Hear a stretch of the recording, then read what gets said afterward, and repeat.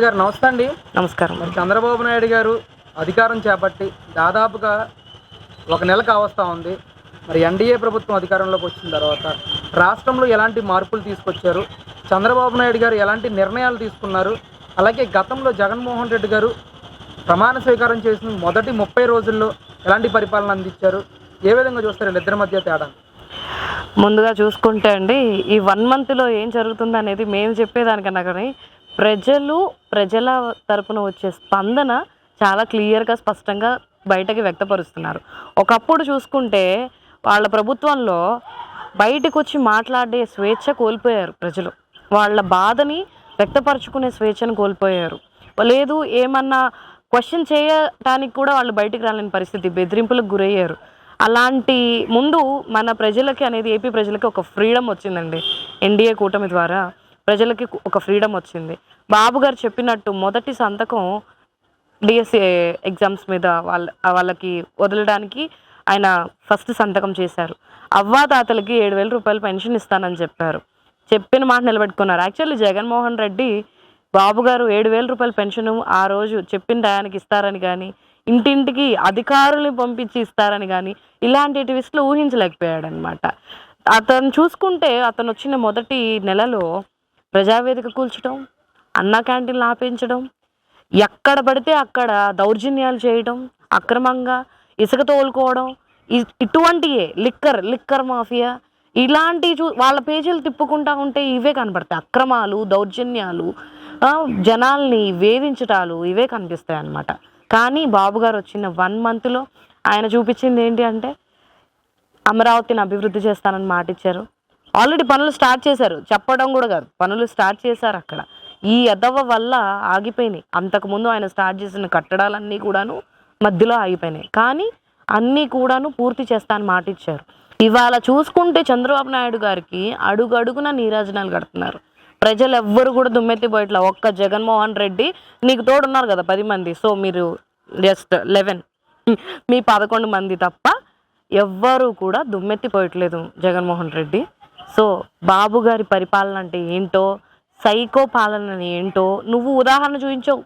Psycho పాలనకి Pulakeshi, తింగరోడు, London పిచ్చోడు, ఇటువంటి అన్నిటికీ కూడా నువ్వే అన్నమాట ఎగ్జాంపుల్. చిన్న పిల్లల్ని అడిగినా కూడా చెప్పేస్తారు. కానీ బాబు గారి పాలన అంటే ఒక విజన్.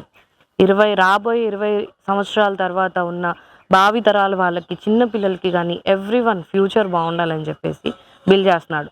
ఈ 5 ఏళ్లే కాదు, వచ్చే 5 ఏళ్ళు కానీ ముందు కానీ ఉండేది బాబు గారే. చాలా మంచి ఫ్యూచర్ ఉండబోతుందండి ఏపీకి. అమరావతి మనకి ఇప్పటిదాకా క్యాపిటల్ లేని స్టేట్ ఏదైనా ఉంది మన ఇండియాలో అంటే అది దరిద్రం కొద్దీ మన ఆంధ్రప్రదేశ్ అయ్యింది. మొన్నటి వరకు కూడా చాలా హేళన చేసి మాట్లాడారు ప్రతి ఒక్కళ్ళు. బాబు గారు రావడం అమరావతి రాజధాని అని చెప్పారు. వైజాగ్లో మనకి ఆర్థికంగా మనకి చాలా బాగుంటుందని చెప్పేసి దాన్ని ఆర్థిక రాజధానిగా పేర్కొన్నారు. అంతే తప్పించి మనకి 2 రాజధానులు ఉన్నట్టు కానీ ఎవరు అనుకోకండి. అఫీషియల్గా మన రాజధాని అమరావతి. సో బాబు గారు ఏది పనులు కూడా కొన్ని చెప్పి చేయొచ్చు, కొన్ని చెప్పకుండా చేయొచ్చు, కానీ అభివృద్ధి కోసమే అడుగులు వేస్తారు. ఇప్పుడు ఇప్పటికే పట్టిసీమ నీళ్లు వదలటం కానీ, 8వ తారీఖు నుంచి ఇసుక కూడా ఫ్రీగా వదలటం కానీ, ఇలాంటి నిర్ణయాలు కూడా తీసుకుంటా ఉన్నారు చంద్రబాబు నాయుడు గారు. ఏంటి మేడం ఎలా చూడొచ్చు? ఇసుక ఫ్రీ అంటే అండి, గత ప్రభుత్వంలో చూసుకుంటే ఇసుక 70,000 ఇసుక లారీ అంట, ట్రాక్టర్ వచ్చేసి 30,000 అంట. ఏంటి దోపిడీ. వాళ్ళ కోసం మాత్రమే ఇసుక తయారైనట్టు, వాళ్ళ ప్యాలెస్లు కట్టుకోవడానికి, వాళ్ళ ఎమ్మెల్యేలు కొంపలు కట్టుకోవడానికి ఇలా తరలించుకున్నారే తప్ప ఇసుకని ఎంత రియల్ ఎస్టేట్ పడిపోయిందండి.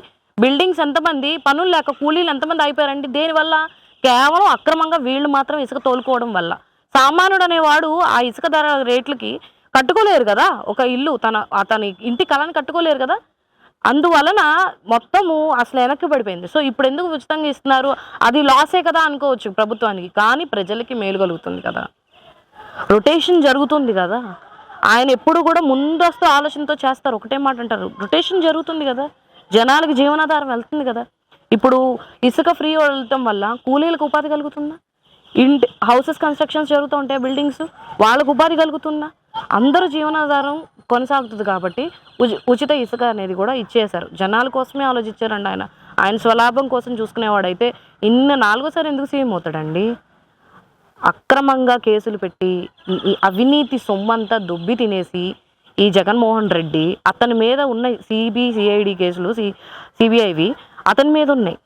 ఇప్పుడు తేల్చుకోమని చెప్పండి. ఇప్పుడు ఒకేసారి ఉచ్చు బిగిస్తే ఊపిరాడకి చచ్చిపోతాడని వదిలేస్తున్నారు. ఇప్పుడు ఖచ్చితంగా నీకు రాబోయే 6 నెలల్లో జగన్మోహన్ రెడ్డి నువ్వు ఊహకందనంత చిక్కుల్లో పడబోతున్నావు.